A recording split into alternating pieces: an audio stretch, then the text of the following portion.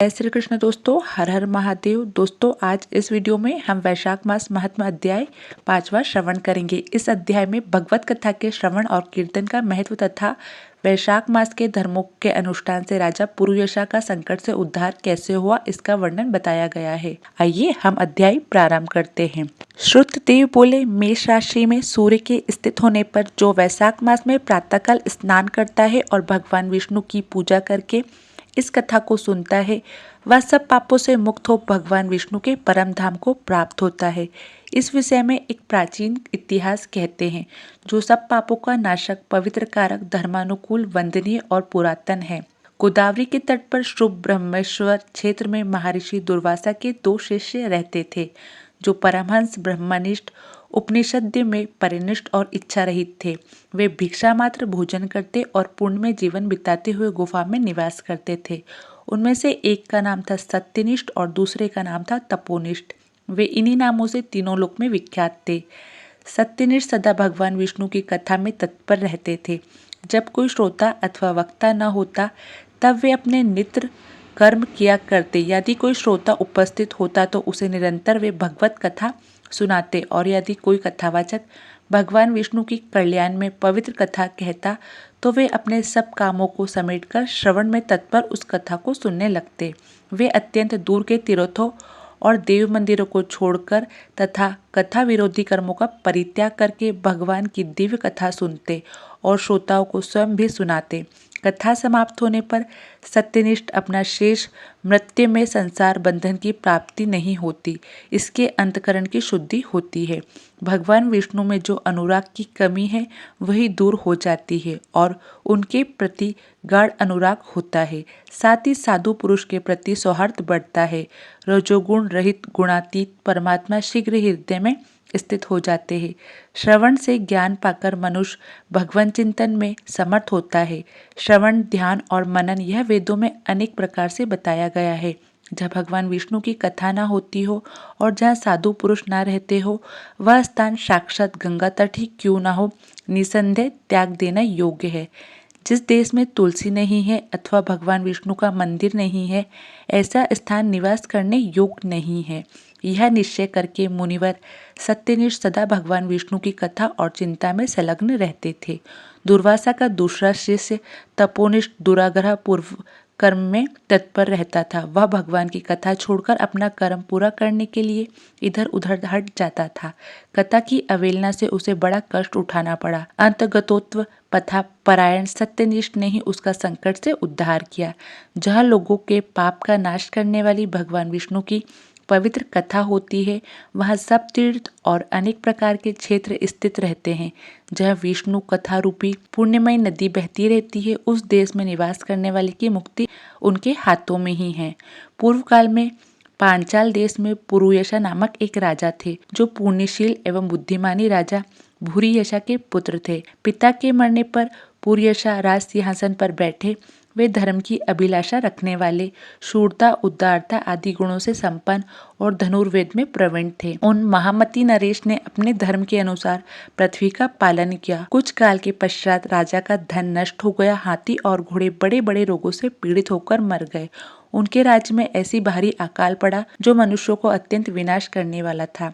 पांचाल नरेश राजा पुरुयशा को निर्बल जानकर उनके शत्रु ने आक्रमण किया और युद्ध में उनको जीत लिया। तदंतर पराजित हुए राजा ने अपनी पत्नी शिखणी के साथ पर्वत की कंदरा में प्रवेश किया। साथ में दासी आदि सेवकगण भी थे।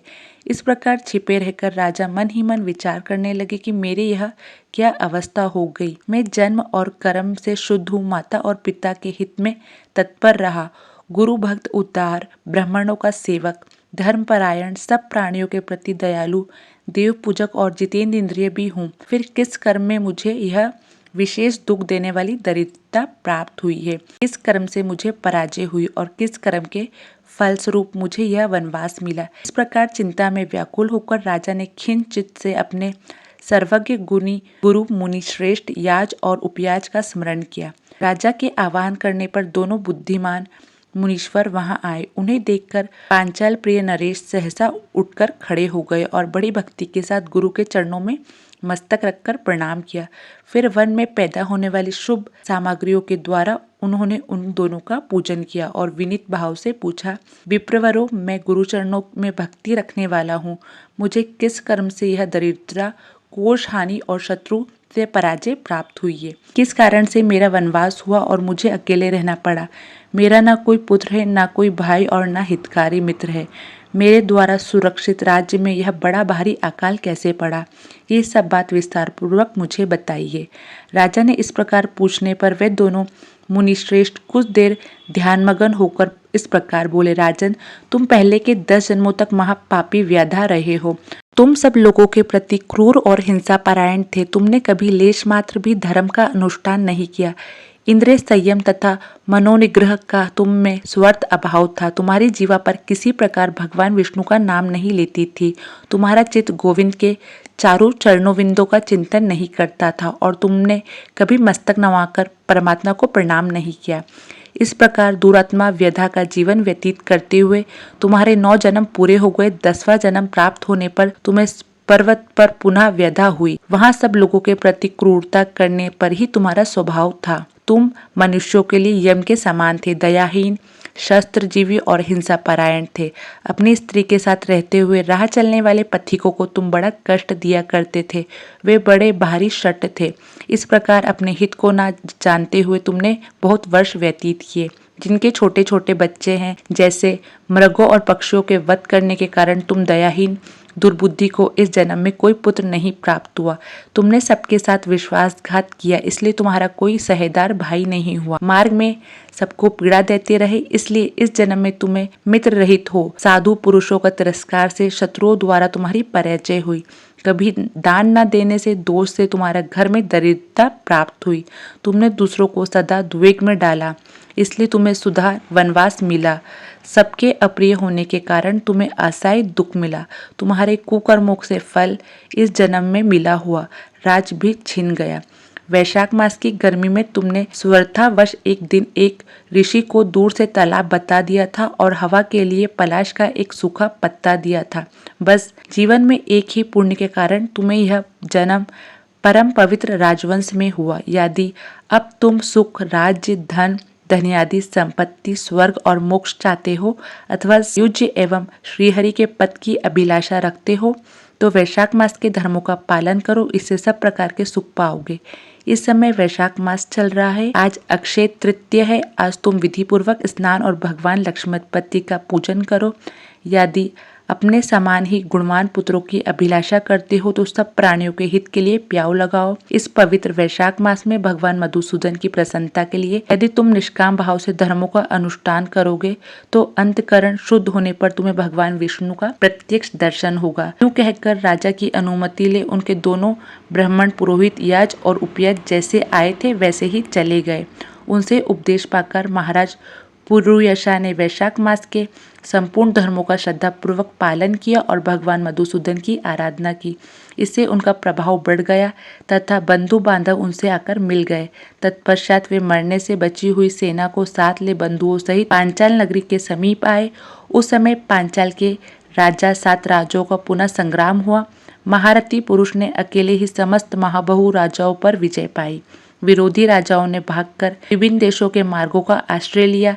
विजय पांचाल राजा ने भागे हुए राजा के कोष, 10 करोड़ घोड़े, 1 अरब रथ, 10,000 ऊंट और 3 लाख खच्चरों को अपने अधिकार में करके अपनी पुरी में पहुंचा दिया।